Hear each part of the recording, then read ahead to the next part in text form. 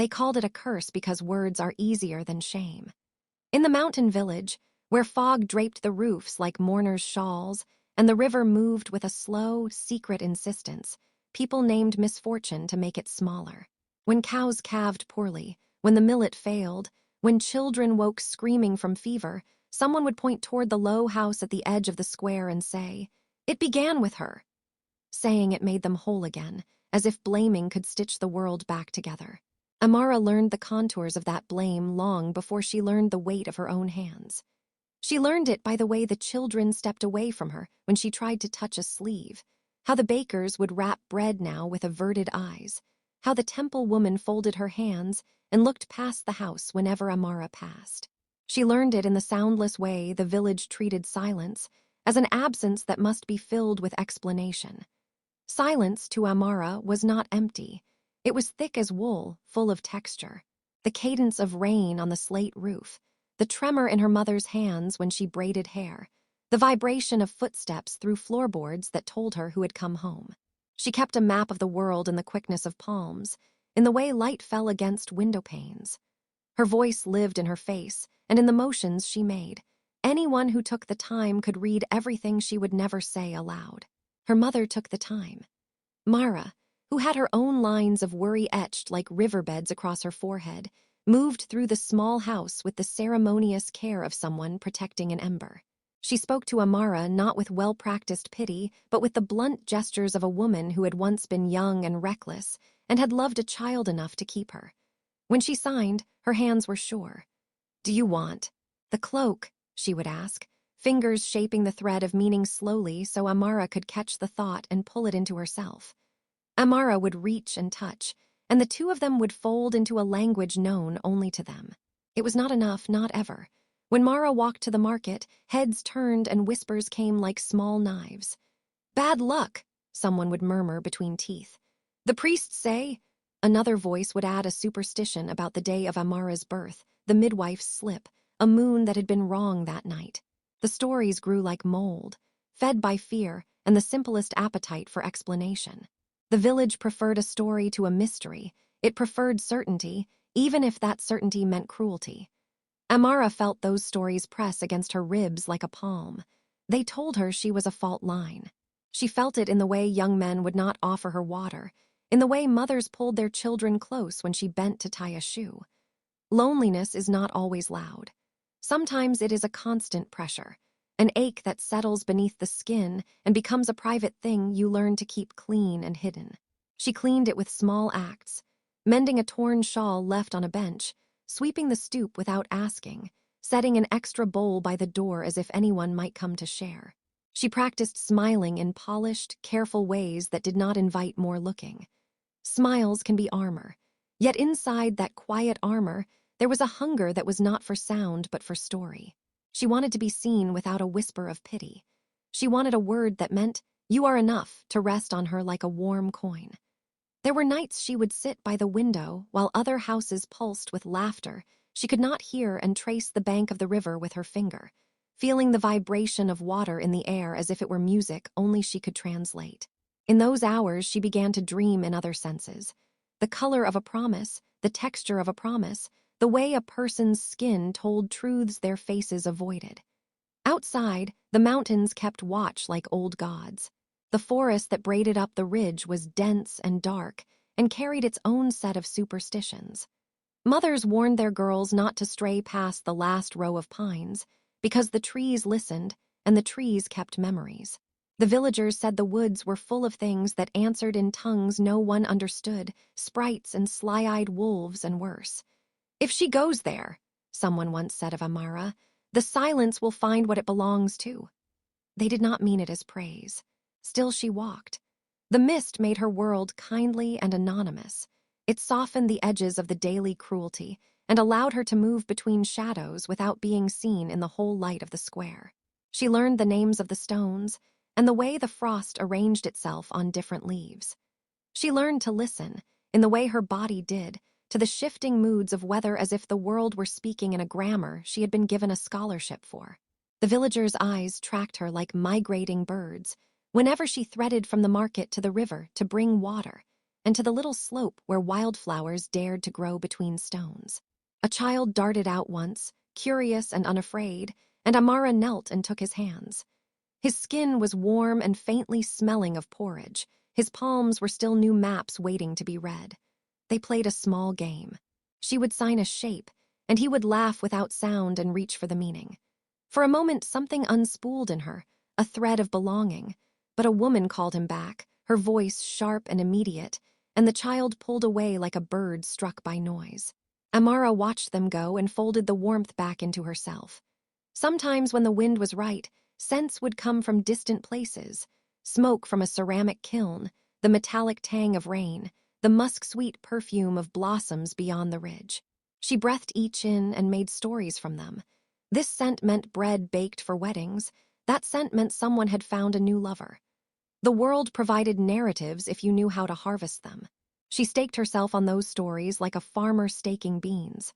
Her mother's love was a tent against storms, but even the tent had seams. Mara bent under the weight of village stares and the hush of suspicion. There were evenings when she folded her hands and signed to Amara in a voice that trembled with something between apology and defiance. "They do not understand," she'd say. "They are afraid." The apology sat like coal in her throat, the defiance like a blade. Amara did not need defiance to survive. She needed only the permission to be as she was. But permission in a place shaped by fear is a rare thing to ask for. So she learned to give herself what she could. Small, deliberate acts of tenderness, a way of tending the old fence that needed mending, an attentiveness to an old man's stooped back. Each act was a soft countermurmur against the louder, crueler chorus. It kept her heart from hardening. When dusk fell and lanterns found their places like quiet moons, the village contracted into itself. People ate and slept. The river hunched along its bed as if hiding from its own reflection. Amara would light a small oil lamp and sit by the window. She watched the pattern of sky as if scanning for a new word to belong in.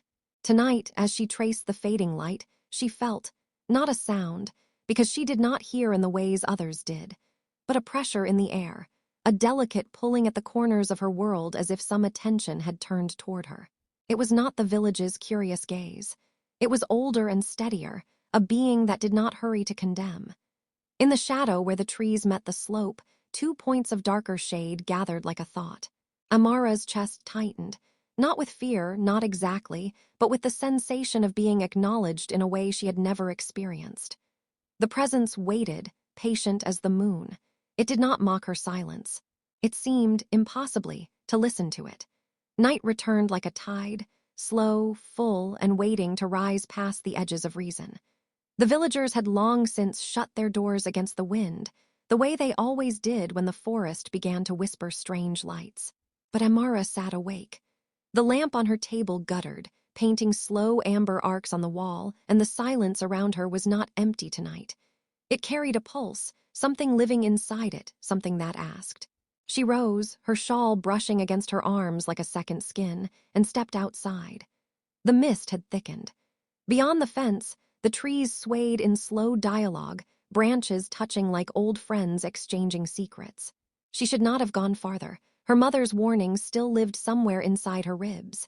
But between those trees, a faint shimmer flickered, blue-green, breathing, like a string of stars tied to the ground. Amara watched it once, twice.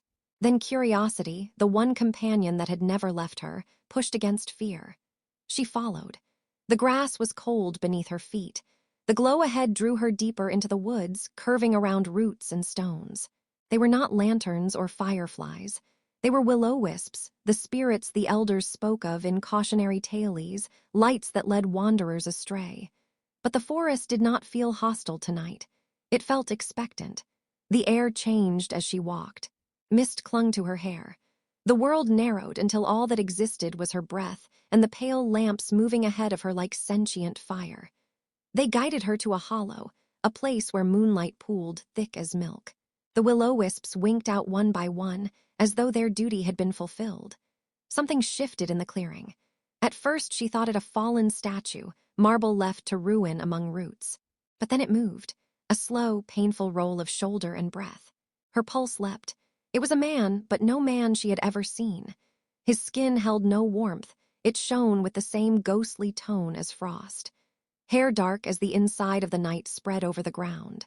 His shirt was torn, revealing wounds that glowed faintly like smoldering embers beneath the flesh.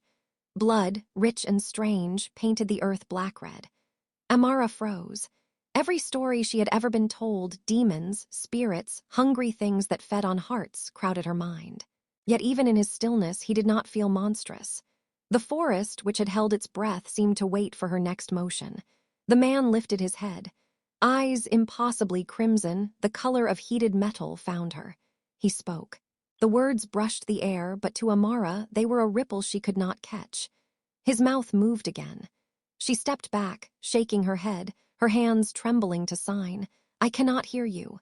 He watched her fingers as if deciphering a language he had once known and forgotten. A faint frown creased the sharp lines of his face. Then he exhaled, slow, almost human. She should have run. But there was something terrible in the grace of his weakness, an exhaustion that made him seem less predator than punished thing. When he tried to push himself upright, a sound escaped his throat that even she could feel a vibration through the soil. Without thinking, Amara darted forward. She pulled a strip from her shawl, pressing it to one of the wounds at his side. The blood was too warm. Her hands shook, but she pressed anyway, binding him in silence. He did not stop her. He watched her as though memorizing every movement. When her palm brushed his skin, the world stopped. A whisper broke through her mind, not in sound but in essence. A voice that wasn't voice, sliding through her thoughts like wind between reeds. Amara gasped and jerked her hand back. The whisper vanished. Her heart pounded. She stared at him, those eyes, bright and terrible, studying her with recognition. He raised his hand slowly, palm open, and his lips moved again. "Do not fear." She felt the words this time, not through air but through her pulse, as if his tone vibrated in her veins. He touched the earth beside him, drawing symbols she did not recognize. Lucian Draven *, the letters spelled, faintly glowing. The name carried weight. When she looked at him, he nodded once. Lucian. Her throat tightened. She pointed at herself. Amara. He repeated it perfectly, without moving his lips. The name settled between them, small and sacred. He studied her with quiet fascination. "I am not meant to be here," his thought voice said, low and calm. "My kind do not stray into the mortal world so carelessly." But the wind carried something unusual, a silence that sings. She frowned, trying to make sense of it. Silence that sings, his mouth curved, not quite a smile. "You," the voice whispered in her mind. "You don't hear with ears, you hear with spirit. That is rare." She shook her head quickly. No gift. A curse. The word formed clumsily in gesture, but she knew he understood. He lifted a hand, catching the moonlight across his fingers. "Mortals curse what they cannot name," he said, "and sometimes they name what they fear most." His gaze softened, the crimson cooling toward amber. "You are neither cursed nor broken, Amara. You are resonant." Something unspooled inside her. No one had ever said her silence was anything but wrong. The forest seemed to hold its breath around them, listening to that word echo through the space she kept locked inside her. Resonant, Lucian leaned back against the trunk, a faint tremor in his body betraying pain. "I must rest before dawn," he murmured, his thoughts brushing hers like mist. "They will follow soon enough. My exile has its price." Exile. She did not know the word, but its shape felt heavy. "Who will follow *" she signed instinctively, forgetting that he might not understand. He tilted his head, reading the movement of her hands. "My kin," he answered. "Hunters of their own blood. I broke a law older than your son." Fear prickled through her skin. She stepped back once, twice. But he did not move to catch her. He only watched, as if already memorizing the shape of her leaving. "Go," the voice urged gently inside her mind. "Go, before the forest forgets mercy." She hesitated.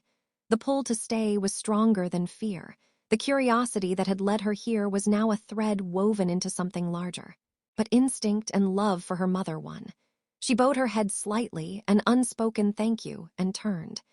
As she fled through the trees, the mist closed behind her. The will-o'-wisps reappeared, guiding her back, their glow dimmer now, as though mourning something unfinished. When she reached the first line of fields, the sky had begun to pale. At her door, she stopped. Her hands trembled against the wood, heart thudding too fast. Inside, her mother slept, the small house calm and unaware. The night should have felt like a dream, but the echo of that foreign voice still hummed beneath her skin. You don't hear with ears, you hear with spirit. Amara touched her temple, then her chest, feeling both heartbeat and memory. She wanted to forget, but couldn't. The silence had changed shape. It no longer pressed on her, it opened like a doorway. And somewhere deep in the forest, the pale man with the crimson eyes was still breathing, still listening to the language that had no sound. Days after the moonlit meeting, the world around Amara folded back into its usual rhythms as if nothing had shifted. The river kept its slow, patient course. The bakers still shaped loaves by memory. The villagers still found reasons to keep their distance. But in the small, private architecture of her nights, something had changed.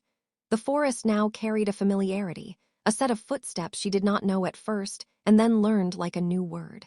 Lucian came without the blunt clamor of arrival. He arrived as a presence that brushed the edges of the night, the fall of shadow, the cold breeze that made the lamp flame flare. Sometimes she would wake and find him at the foot of her window, impossible and pale against the dark, watching with those ember-bright eyes. Other nights he slipped in and sat in the quietude of the corner, where the shadows pooled like answers waiting to be given. He never spoke aloud in her presence. His voice traversed gentler channels. They learned each other with the care of two people who had spent lifetimes mistranslating the world. At first, their conversations were small. A hand laid flat against another palm, the press of fingertips a long wrist to map a meaning. Lucian's touch was cool and oddly weighted, like the brush of autumn air against a warm stone. When he placed his fingers along the bone of her jaw, she felt not only his attention but a thread of sound connect, an echo that vibrated in her teeth and rolled like a pebble in her blood. It was how he spoke to her, through contact, through shared pulse and thought. "You should not come," her mother would sign when Amara returned too late, hair smelling of pine. "He is not human." Mara's eyes would flicker with worry fierce enough to bruise. But in the language they had, there was also a question, one that Amara could write in the pattern of her palms but not answer with simple signs. "Is he safe?" Asterisk she might sign, making small circles. Her mother would close her hands and shake her head. "We do not know what hunts the night." The village did not need proof to spin more stories. Amara saw them lean closer in the square, dropping phrases like stones. Vampire, witch, the one who walks with ghosts. A widow crossed herself when Amara passed. A boy threw a stone not at her, but toward the dark where the will-o'-wisps sometimes bobbed. Fear had teeth in that place and sharpened itself on rumor. The more the villagers whispered, the more Amara's nights demanded the opposite, a trust that required new courage. Lucian taught her patience. He taught, too, the shape of his own loneliness. In the private hollows of his speech, those breathless telepathic lines that cut through the night, he told her of bone-cold centuries, of cities that had been ash and palaces that were memory. He did not boast. He spoke of the small things that remained beautiful, the way a certain kind of wine glittered in a goblet, the precision of a blade, the way moonlight traced the edge of a woman's collarbone. He confessed, without guilt, how his hunger was a calendar he could not unmake, how he had learned to be cruelly efficient with the world. The confession was not apology so much as an explanation, and explanations became trust. Amara listened with hands and with a growing, secret eagerness in her chest. She found that when he was near, the air itself seemed to thicken with possibility. She learned the difference between his hunger and his heart. They were not always the same thing. More startling was his reaction to her silence. When other beings recoiled or prodded her like a curiosity in a cage, Lucian's attention sharpened into an almost furious tenderness. He called her resonant, again and again, as though staking the word into the night might make it real. "You quiet the edge," he would think into her mind as he traced a line along her palm. "When I am near you, my blood does not shout. My hunger is not rumor. It becomes something softer." His thoughts arrived like a strip of warm cloth over a bruise. Even if she did not understand every history he unrolled, she caught the weight of the claim. Her condition did not inflame him the way other things did. On the contrary, it dampened an ache he had long thought to be permanent. The ways he taught were strange and intimate. He showed her how to feel sound, as if sound were a riverbed underfoot. He would place one cool hand against her sternum and another against her throat. She would feel the tiny contractions, the rhythm that in others she could never measure. "It is a language," he said once, letting the thought float into her like pollen. "A pattern when your chest moves like that," he tapped in time. "Your world sings too, Amara. You have more bands than most. You listen with tone and timing and touch where others only have ears." To make it practical, he devised exercises. He would walk to the river with her and ask her to place a hand on a stone as water passed by. She would close her eyes and feel the tremor of currents. He would press 3 fingers lightly to her wrist and make a rhythm, a slow, 3-beat drum she could feel and learn to follow. Overnights, they turned these rhythms into speech. A pull at the wrist meant, "Come." A gentle squeeze meant, "Stay." A soft, circular slide along her palm became the shape for "I trust you." They built an interior lexicon as vivid and exact as any spoken language. Under his patient tutelage, Amara grew bold in small ways. She stopped hiding the sketches she made of the village tiny drawings that caught faces she could not hear, but had learned to map in detail. She left them at the baker's door sometimes, unsigned and surprising. A woman behind a counter caught mid-laugh. A child with missing teeth. An old man staring at the field as if looking for his youth. The baker kept one and sat with it every morning, turning it over as if considering a puzzle, and people began to ask who drew them. Rumors shifted subtly. Maybe she was not a curse. Maybe she was simply odd. Or perhaps, as some children whispered in fear-made reverence, she had been touched by other things. Between nights of practice, Lucian let her know of his world's terrible beauty. He spoke, through breath and touch, of courts that had rules etched in bone, of rivalries that lasted lifetimes, of the way his kin measured value not in currency, but in patience and cruelty. He described elder vampires like monuments, unyielding and sure of their place, and he described hunters, monstrous in their purity, who would exile him forever if he transgressed again. His exile was a wound that had never quite healed. He had crossed an unspoken boundary to protect something, once long ago, to protect a human he had loved and then lost to time and hunger. The memory froze his voice, and Amara felt the rawness of it as if it were her own. The secrecy between them took on a tenderness that made secrecy itself feel sacred. He admired the simple ways she moved through the village, the precision with which she unfurled cloth, the way she coaxed shy hens back into a pen. He idolized her resilience, not because it was heroic in a mythic sense, but because it implied an ordinary bravery. Someone choosing every day to be gentle when gentleness was not rewarded. She, in turn, admired the way he claimed his own darkness without flinching. In the corner of a room lit only by moonlight, she watched him take the measure of his appetite and vow, silently, to contain it.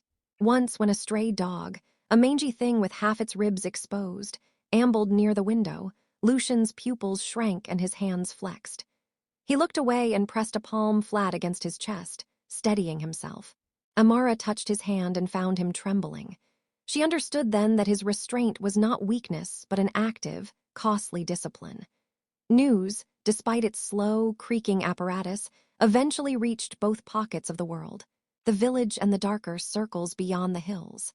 Villagers noticed Amara's late returns and whispered of unnatural company. A milkmaid declared she had seen a pale figure by the river. A fisherman swore the will-o'-wisps had lingered too long near Amara's path. Those who feared what they did not name began to knit their superstition into observation. Mara's mouth hardened into a line of worry. She forbade Amara to wander after dark, though the forbiddance was a thin fabric against the pull Amara felt to learn more. And yet, despite the mounting pressure, Amara unfolded like the slow opening of a night-blooming flower. She began to paint with steadier strokes, oils that mapped the night sky and charcoal that drew the line of Lucian's shoulder. She crafted small objects. A bracelet of woven reeds threaded with beads from an old rosary she cleaned. A tiny wooden charm carved with a symbol she had seen Lucian draw once, in the slow, patient method of someone writing on a body instead of paper. Each object was a bridge, and each brushstroke was a small rebellion. They were her testimony, She could make beauty in a village that believed only in fear. Their romance came not as a thunderclap, but as a steady candlelight. There were moments when it flashed with urgency. A night when she caught him watching a child playing in the square, and his jaw tightened with a hunger she could not soothe. A night when he cradled her hand, and the telepathic words that rolled through her head were a confession. I did not mean to love anyone again. But the most potent of their intimacies were quieter. When he brushed a stray hair from her forehead, when she placed a painted stone in his palm and he weighed it as if it were a relic, when they lay on cold stones near the river, and the ripples made a language they both could read. Once, on a night thick with the smell of wet leaves, he intertwined his fingers with hers and let his mind open like a small, controlled bloom.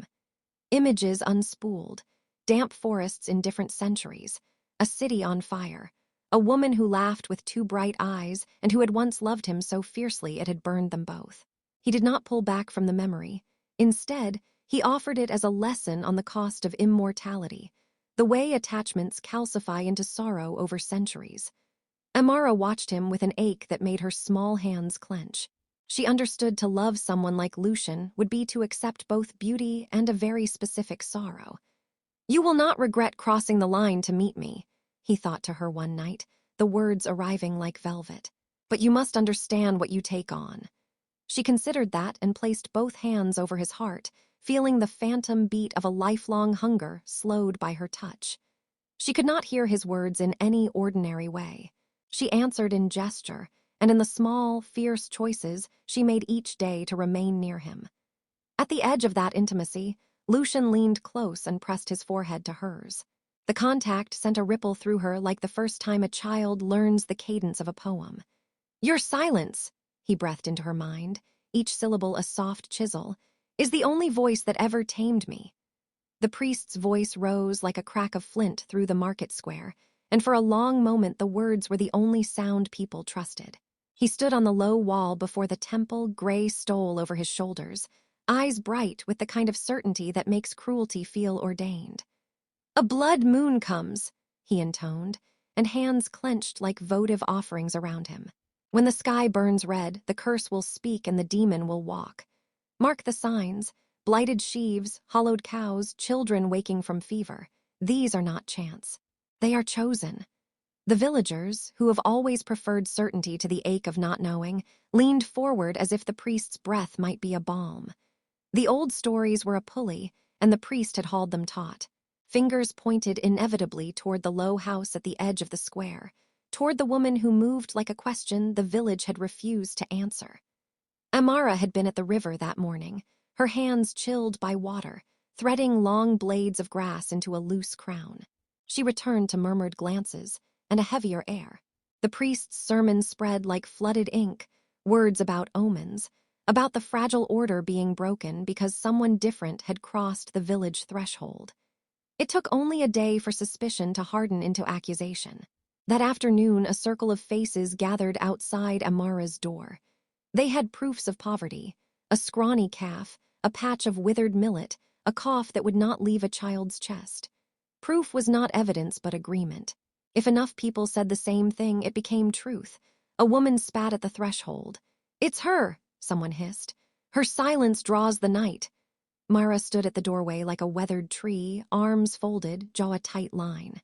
When the first hands lifted to threaten, she stepped forward, signing a fierce, blunt sentence: "You will not take her asterisk." Her gestures were no longer small. They were blades swung with the clarity of someone who had learned to protect what she loved at all costs. They did not listen. Jeers became a shove. A man with a face like rain-creased leather reached out and struck Mara across the cheek. The sound, a hand on skin, was a new brutality to the house, one that cracked the careful calm Mara had tried to hold. Amara's breath hitched in a way her mother could read without hearing. Mara collapsed to her knees, fingers flying to her face, then to Amara's hands, an urgent signing of apology and command. "Hide. Run." Amara did not run immediately. She could not unlearn the imprint of their lives, the small promises. To mend a torn garment, to leave bread at the door, to remain. But when the next stone hurtled toward the window, when a voice promised worse, when the priest's words rolled like thunder across the square, she had no choice. Fear braided with a fierce, unnameable resolve, and she slipped into the folds of night. The crowd spilled after them like a tide of anger, torches held high. They wanted spectacle, proof that the world was right and the curse could be driven out. Someone shouted accusations. Another called the priests to sanctify the hunt. Fear has a hunger that is always fed. Lucian arrived at the edge of that hunger as if it were a scene he had watched 1,000 times from a distance. He did not move like a man who would be rattled by torches. When the villagers turned to who they believed the cause, they were met not by a terrified girl, but by an impossible stillness, the quiet of someone who no longer feared being named. Lucian stepped forward then, tall and deliberate.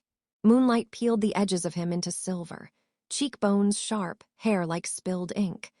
But where the villagers had expected a frail mortal, they found something older. He moved with a predator's economy, and when he flared his hands against the light, the skin along his teeth glinted, fangs brittle and bright. A gasp ran through the crowd, a baring of teeth in animal surprise. He did not explain himself. He towered, and the shadows around him seemed to obey, curving into cape-like folds that were part cloak, part darkness. For the children, the sight was terror made manifest. For the men, it was sacrilege. Some fell back. Others raised their torches like stakes. "Back!" Lucian said into their minds, and the command was not a voice they recognized so much as a pressure that made throats tighten. It unraveled the line of attack. He moved like wind, swift and controlled, and took Mara's trembling hand. "Get him, Mara," he thought, no sound, only the impression of a request carried on a current asterisk and go. He scooped Amara up with ease, surprised murmurs breaking against the hush between his ribs. He bent and, for a fraction of an instant, his face registered something like sorrow at the brutality of fear. A man lunged then, torch raised. Lucian's reaction was something between a physical reflex and a silent decree. His body blurred and the strike never landed. Where his hand passed, a trace of cold remained, like frost on a pane. He did not strike in anger. He moved with predatory mercy, precise and final. The crowd's fury broke into a confused retreat, as if some ancient instinct whispered that the hunt had become foolish. He carried Amara through the forest with a careful speed that belied the chaos they had left. The trees swallowed them, conspired to hide their passage. Behind them, shouts faded like a storm moving away. Lucian's breaths were measured, a religion of restraint. Amara's heart pounded against his chest, translated into rhythm she could read. He placed her gently on a flat stone in a hollow lit by a single shaft of moon. They did not speak aloud. He touched her palm, and the familiar thread of thought returned, soft, a low urging to trust. "You should not have been found," he said into her head, the words a rough caress. "You should have stayed hidden." She signed, hands trembling. "They hurt you." He pressed his forehead to hers, an odd, intimate salve, and then he rose and led her further inside until they reached a place the trees did not dare to shade. Lucian's lair was not the cliché of bone and blood. It was a shelter carved into the earth, lined with relics, objects rescued from centuries, a small library of spoils, and mats stitched from velvet. Here, away from torchlight and accusation, the air was cool and smelled of stone and old paper. He tended to her mother's bruise with water he drew from a flask and with herbs that stung like winter. His hands moved with practiced care. When Mara regained enough color, she sat and signed a sentence small as a stone and heavy as a promise. "Forgive me. I failed to keep her safe." Lucian's expression softened. He did not speak the comforting platitudes of a mortal. Instead, he offered the truth, a dangerous, brilliant thing. He drew a line in the dust with a finger, and the mark burned faintly, an echo of some practice older than this village. "Your silence is not a void," he told Amara, his thought voice steady as a bell. "It resonates. It is older than their names. When you feel anger or fear, the world answers. When you feel calm, those answers quiet. You can amplify or stifle the currents that run beneath our world." She looked at him, the shape of the revelation settling like new weight on her shoulders. "Amplify or stifle? Asterisk," she signed, hands clumsy with the enormity of it. He nodded. "You are not merely different. You are a fulcrum. In your hands, by the sway of your heart, you can turn a hunger into stillness or make a whisper thunder." The implications were a slow, cold wave. Then they'll hunt me, she thought aloud in panic, feeling the vertigo of consequence. They will come. Lucian's gaze darkened until it was almost a surface that swallowed light. Not only them, he said, my own. The ones who prize order will see what you are as a threat. Hunters, rivals, those who feed on certainty will want you controlled or silenced. Both worlds will fear what they cannot name and will try to take it. Outside, the forest stirred as if in answer. The lair's walls seemed to lean in. Amara pressed her hands to her chest and felt the small drum of life, a fragile, indispensable metronome. The freedom she had tasted in Lucian's presence shifted into a sharp new outline. Love braided with danger, tenderness threaded with the risk of being hunted. The world had widened, and with it, the chorus of fear and longing had grown louder. Lucian's hand found hers and squeezed once, an oath without words. The hunt had begun. They learned the lair's hours as if it were a second sunrise, when the cold pooled lowest, when the bats shifted and the stone warmed under moonlight. In that cave of relics and hush, with the world's malice only an echo down the slope, Amara and Lucian lived in a private choreography of small mercies. Lucian taught her to read the subtle languages of shadow, how heat moved beneath a cloak, how a breath could be watched like a map. Amara taught him how to hold quiet as if it were a gift to be unwrapped, not an accusation to be endured. Their love did not arrive as a single blaze, but as a slow accretion. It was in the way Lucian would study the scar at the base of Amara's thumb, as if tracing a holy script, in the way she arranged herbs by the color of their leaves and left them where he would find them. A tiny braiding of rosemary for courage, a curl of lavender to soothe sleeplessness. He learned the edges of her face with a tenderness that had nothing to do with possession. He learned how her silence painted sentences across the air, and how she stitched meaning into the world by the way she gave back to it. One rainy night, while rain peeled soft sheets across the stone mouth of the cave, and the lair smelled of wet earth and old ink, Lucian unspooled parts of a past that tasted like iron and regret. He did not show this past like a parade of trophies. He unrolled it the way one unwraps a fragile instrument, with gloves, with reverence, and with hands that trembled. The images came in disjointed breaths, lavish palaces long swallowed by rot, a woman with laughter like bell metal, a garden that had once known two people dangerously in love. Her name, when it came, arrived as both confession and curse. Eliana, he thought, and Amara felt the syllables as cold petals laid on her palm. He held the memory like a relic, a mortal woman who had been brave enough to love a thing that would outlast her. Lucian had loved her with the kind of intensity that burned calendars into ash. He spoke, more precisely, he let images and feelings press against Amara's mind. They were intimate and raw and true.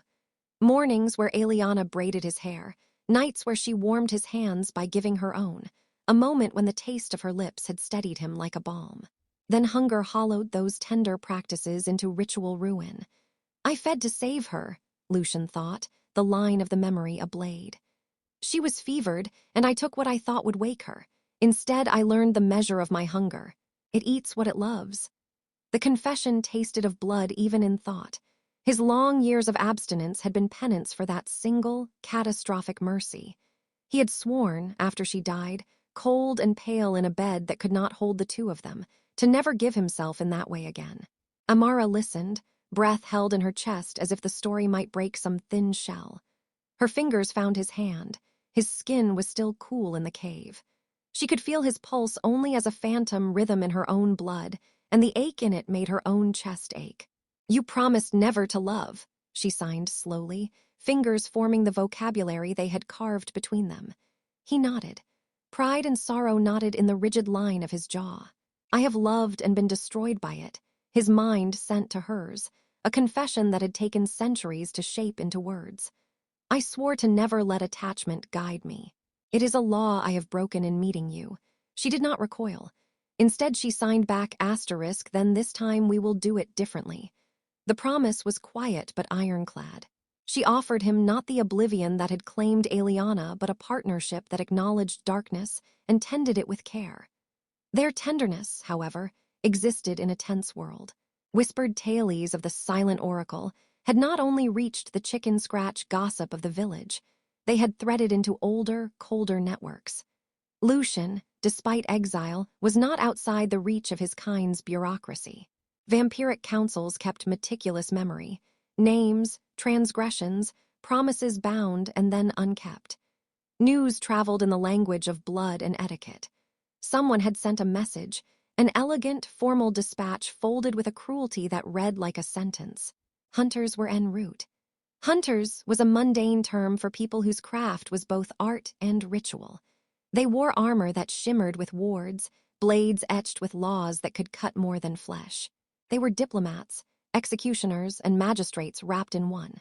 Their mission: bring Lucian to account for his heresy and secure the anomaly who could tip the balance between human and immortal powers. For those who valued order, an unclassified force like Amara was a problem to be solved. Lucian felt the change before the first horn sounded, that ancient instinct like a shift in the weather. He moved with a new economy, faster, quieter. He taught Amara to put layers of cloth between them when night-bound patrols neared. He showed her how to mask scent and how to make tunnels of sound where his movements would not betray him. The cave, once a sanctuary, became a citadel. The tension heated like pressure in a kettle. Amara sat awake nights where she mapped the faces of the hunters in charcoal. She gave names to the shadows. Their arrival was never a sudden storm, but a procession of signs first. Raven wings seen against a distant moon, a neighbor's dog howling in a pattern it had not known, the faint clatter of a horse's harness on gravel. Lucian's body weakened with the effort of constant vigilance and the strain of appetite denied. He had starved himself for long stretches before, but he had never had such a reason to do so, to keep a human he loved safe.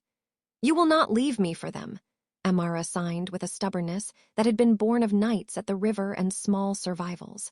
Her fingers trembled with the force of that plea. He cupped her face with hands that had been cold and fierce for centuries and felt, for the first time in his long chronology, the urge to surrender not to hunger but to love. If I leave you, another will take you, he thought, a flash of possessive fear he both hated and owned. If I stay, I die slowly, and you may be left in a world that cannot forgive what loves you. The question hung above them like a guillotine. One night, the truth of their choices sharpened. Lucian's palms were damp. His face was hollowed by a pale starvation that had more to do with abstaining than any lack of opportunity. He refused to feed on humans. Feeding on animals offered him only temporary respite. The taste of livestock left his body restless. To feed on Amara would be to risk altering the sacred trust they had cultivated between them into something lopsided and shameful. "Take what you need," she signed that night, voice in hands all the louder for its quiet. Her fingers moved quickly, the cadence of consent clear as a bell. "I choose to give." She did not make a sacrifice of desperation, but of agency. The words cut through him with the force of a gale. "You choose me." His thought voice hovered between disbelief and reverence. The idea that a human would offer herself not because she was forced, but because she wanted to, because she wanted him to live, was something he had catalogued as impossible. He did not take at once. Instead, he held her, his forehead pressed to hers, the world reduced to the static of their synchronized breath. Then, with a gentleness that made the whole cave seem to lean toward mercy, he partook. He did not sink teeth in as in the old tales. He cupped the side of her neck and let his mouth press there, an intimate, almost ceremonial motion. The world closed into a narrow tunnel for both of them, her pulse, his restraint, the tiny exchange of warmth. When he drank, it was not a violent theft. It was a communion begun by a deliberate, consenting act, a covenant where consent and care redefined the reverence between predator and beloved. Amara did not flinch. She breathed and felt his breath across her skin as if he were reading her like a page. The sensation was strange and tremulous, an intimacy that stretched between ecstasy and fear. When he finally lifted his head, his eyes shone with something like relief and fear braided together. He was steadier, the hollow in his cheeks lessened. The hunger that had been a drum in the edges of his being slowed into the quieter, contented rhythm of a man who had eaten, and then lamented that he had ever been hungry at all. He laid his forehead against hers and closed his eyes, and for a long moment neither spoke. Language, after all, had changed between them. It had become touch and the shared weight of memory. She signed, trembling, "I will not let them take you." He answered with a thought that held an entire century of promise and threat. "Then we will stand together. If they come for me, they come for us both." And in the space between that vow and the night, two hearts, one mortal, one ancient, beat a new rhythm that would be tested, broken, and mended in the days to come. The night the blood moon rose, the world felt like a held breath. The sky bled a slow, impossible red that pooled in the hollows of the trees and set the river's surface alight. Lanterns flickered across the ridge like a flock of anxious birds. From both sides, one painted with human fury, the other with predatory precision, voices and rituals threaded into the forest like knives. Amara awoke to the press of cold against her skin and the low, distant cadence of drums. Lucian stood at the mouth of the lair, silhouette a carved shadow against the silver, his jaw tight enough to crack. Around them, the grotto that had once been refuge had become a citadel of preparation. Herbs tied in bundles, artifacts wrapped in cloth, lines of chalk drawn with hands that shivered at their meaning. The hunters had come, and with them, the elders from Lucian's world, pale figures whose robes read like proclamations. Outside, the first of the villagers arrived in a wash of indignation and grief. Men with pitchforks, priests with holy emblems, mothers whose children had coughed through the night, their faces a fresco of fear and righteous anger. Each carried the litany of blame. Across the ridge, the vampires gathered in their own hush. Cousins of Lucian whose eyes were old as ruin, whose armor caught the moon like knives. Some wore sorrow on their faces, others wore hunger like a veil. For a moment the two worlds faced each other like tectonic plates, and Amara stood between them, small as an islet, feeling the pressure of history on her shoulders. The hunter's leader, an austere woman whose hair was whipped into a crown of iron, stepped forward. She spoke not with anger but with the certainty of law. Her voice cut clean, traveling through the crowd and setting its teeth. "You will surrender the anomaly," she declared. "You will submit to the council. We will ensure the balance." Lucian stepped in front of Amara. He wore his defiance like armor. When he moved, the shadows flowed as if obeying a command. "You will not take her," he thought, an order that hit the nearest hunters like a physical force. The woman's jaw clenched, her eyes flashed with disciplined outrage. She raised her hand and a cry went up. Blades sang, torches flared. The first charge was a collision of steel and anger, of ritual and hunger. Lucian met it with a fluidity that was almost dance. He cut not to kill, but to disrupt, to buy them space. The hunter's wards glowed sickly as ancient words met new will. Men toppled. Horses shied. The villagers, some driven by fear, some by a desire to prove themselves, pressed forward with a ferocity that made Amara's breath catch. She could see, clear and awful, what their fear had done to them. Faces she had known all her life contorted into masks of accusation. Hands that once reached for the bread she left on doorsteps now gripped clubs. Mothers who had once smiled at the sight of a child now lifted pious relics, chanting lines they believed would protect them from a darkness they insisted was an accusation. The hypocrisy unspooled in her chest like a ribbon cutting through soft fabric. The same hands that had refused to hold her had the audacity to declare her a danger. Her stomach twisted.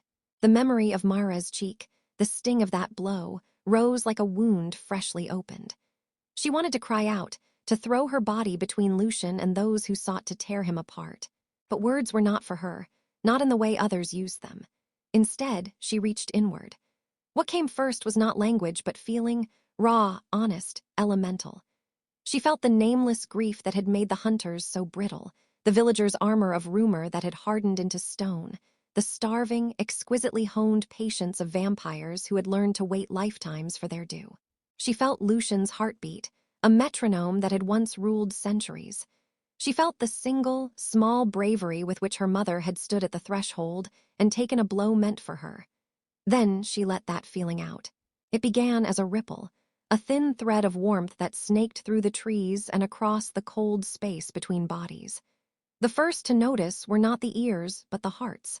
A man with a pitchfork dropped his hands as if some invisible thing had reached into his chest and softened a tendon. A priest mid-chant faltered, the sanctimony slipping like a robe too large for him. The hunters felt it too. The precise cruelty behind their rules wavered as if a mirror had been held up to them, and they'd seen a likeness bruised and human. Amara did not speak. Instead, she painted images into the air with the language she had learned inside herself. Memories, not of events far away, but of the small violences that had made a village. She showed the crowd the way parents dragged their children from her path, the way a baker wrapped loaves with eyes that refused to meet hers, the day Mara had been struck for loving too fiercely. She did not indict them with barbed words. She held up their actions like lanterns and let them see themselves reflected. In the beginning, some laughed, sharp, defensive noise meant to fill the sudden gap. But laughter met the same steady tide of truth. A woman who had accused Amara of stealing herbs suddenly saw herself, years before, placing a curse on a rival's newborn.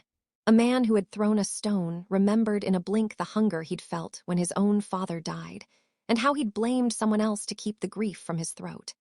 The hunter's leader, with the iron crown, felt a memory like an old ledger opening, decisions she had made to preserve a law that had demanded a price of innocent throats. Her jaw worked. A single tear slid along her cheek, a small betray of the belief she had wrapped so tight for so long. Something like shame vaporized the distance between them, but not wholly. The more honest humans among them lowered their weapons, shock and wonder shifting their muscles into softness. Others, fearful and fierce, gripped harder, eyes wild. The vampires were another story. Some wept, centuries of locked sorrow finally given a place to unspool. Others bristled as if hurt by the light. For a vampire raised on certainty, the idea that a human's inner weather could quell hunger was blasphemy. There were those among them who had built their identities around the right to devour, to be above the petty swings of human emotion. They bared their teeth. Amara reached further, and the forest answered with a hush that felt like an audience leaning in. The telepathic thread she had spun grew into a tapestry. The faces of those she loved, the way her mother braided hair when she slept, the soft curve of a child's ear she had once traced. She confronted them not with accusation, but with memory, images that forced each person to account for how they had acted in the small hours when no one watched. She asked them, without voice, to feel what it was to be the one whom everyone had decided was wrong. Do you remember when you refused to teach me to read the same prayers you taught your children? She did not say into their ears. She smoothed the memory like water over a stone and set it before them. Do you remember taking bread from my mother's hands because you were afraid? Do you recall the look you gave my mother when she brought healing herbs to your door? The answers rose in their hearts like guilty heat.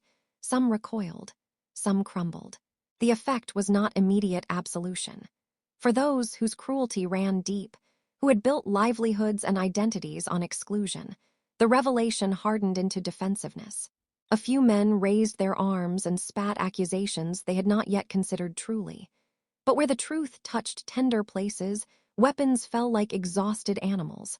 Eyes met other eyes. A mother clutched her child and began to sob, quiet and terrible, a sound the forest swallowed. The priests looked down at their hands as if seeing them for the first time. Lucian watched, his face a cathedral of conflicting emotions. Each heartbeat he felt in Amara attuned him to the world in a way his kind rarely allowed themselves.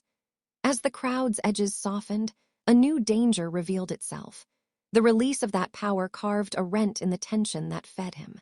The hunter's wards sang and strained. Vampires who had been kept by protocol found their hungers complicated by sudden miscarriage of appetite and an empathic ache. Some of them stepped back, trembling as their cravings dissipated into a softer grief.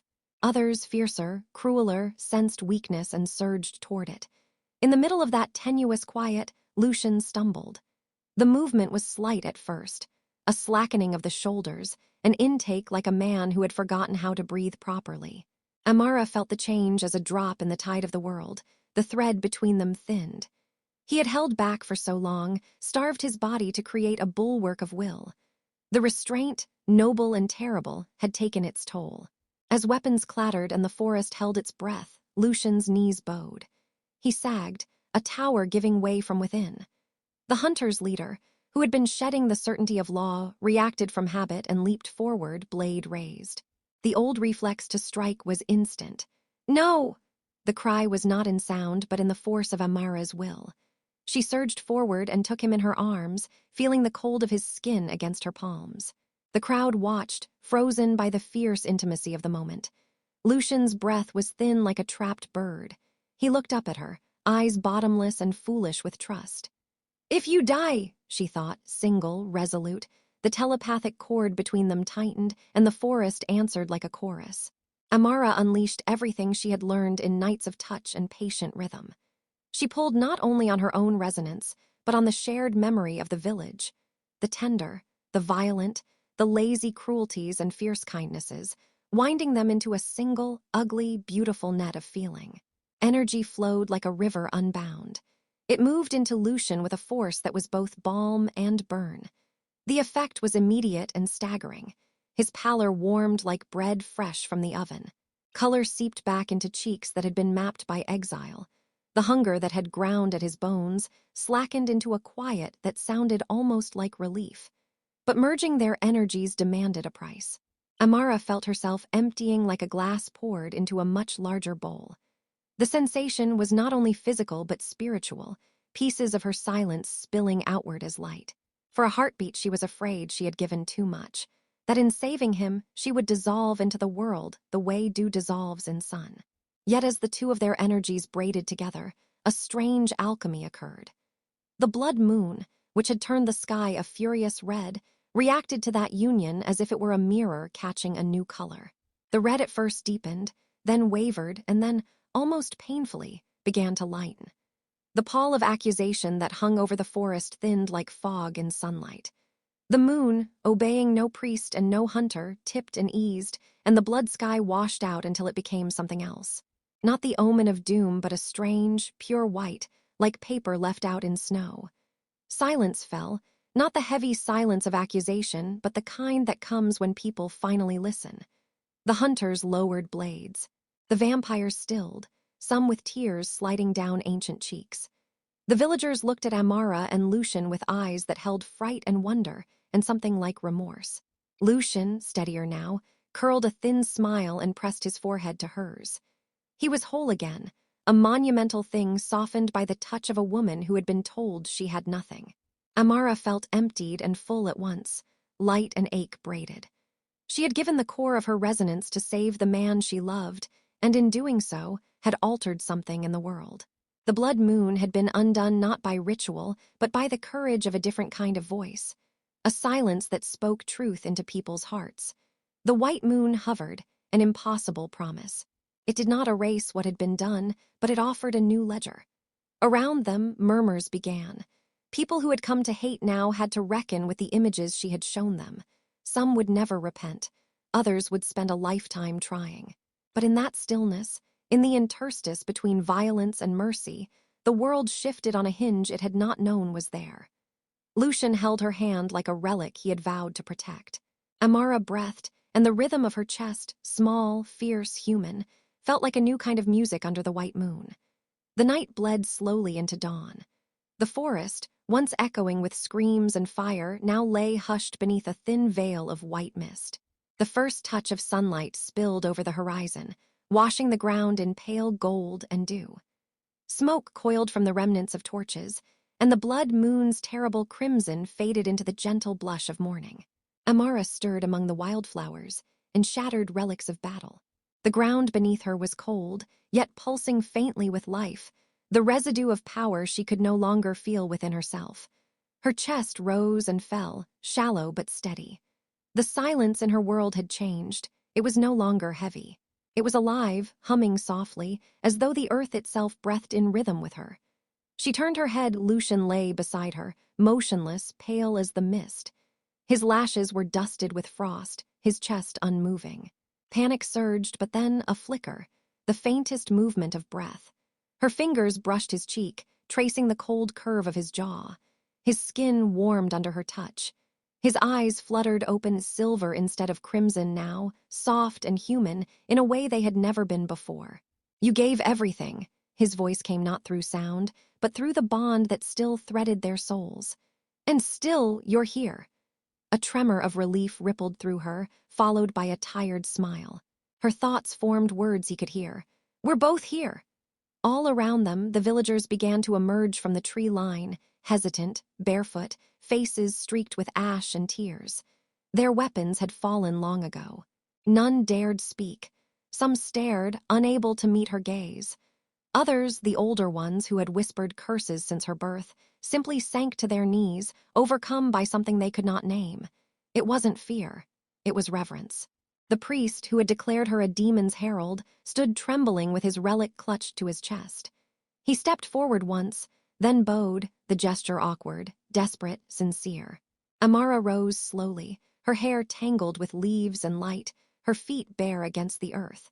The dawn pooled around her shoulders like a mantle. The silence that once condemned her now seemed to command the air itself.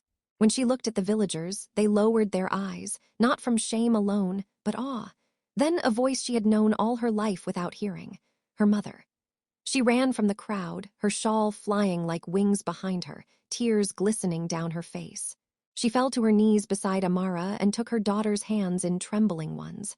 Her signs were frantic, shaking. "You're alive!" The silence, it saved us. Amara's lips curved, that small, pure smile that had always seemed too soft for the world that hurt her. She pressed her forehead to her mother's. The villagers watched as the two embraced, the accused, and the accuser's world joined in forgiveness that required no words. Overhead, the white sun crested through the thinning fog, catching in the branches like shards of glass. The forest seemed to bow. From the shadows near the ridge, the vampires, Lucian's kin, began to retreat. Their eyes glowed faintly, but the hunger that had once driven them had quieted. They walked with a solemn grace, as though leaving a temple rather than a battlefield. One of them, an elder, whose face had not softened for centuries, turned toward Amara before fading into the mist. "You changed the song," Lucian murmured through their bond, rising weakly beside her. "The silence tamed even the hunger." She reached for his hand. He took it, and for a moment their joined fingers glowed faintly in the newborn light. They stood together, amid the ruins of superstition and fear, facing the dawn that no longer burned red but gold, clean, forgiving, infinite. Lucian's hand brushed her cheek, reverent. "You've become something greater than curse or savior," he whispered in thought. "You are the stillness the world forgot to cherish." Her gaze turned toward the villagers, toward the mothers clutching children, the men bowing their heads, the frightened, trembling priest. Her silence wrapped around them all like a benediction. "Then let this be our new world," asterisk she thought, and Lucian heard it as vow and prophecy both. "One where silence means peace, not shame. Where difference is sacred." The wind rose soft, carrying the scent of jasmine and dawnlight. And as the forest awoke, birds began to sing again, for the first time in years, their song clear and unbroken. Amara's mother looked to the horizon, then back at her daughter and smiled through tears. The curse was gone, the hunger stilled, and in the heart of the new morning, the silent Queen Asterisk was born.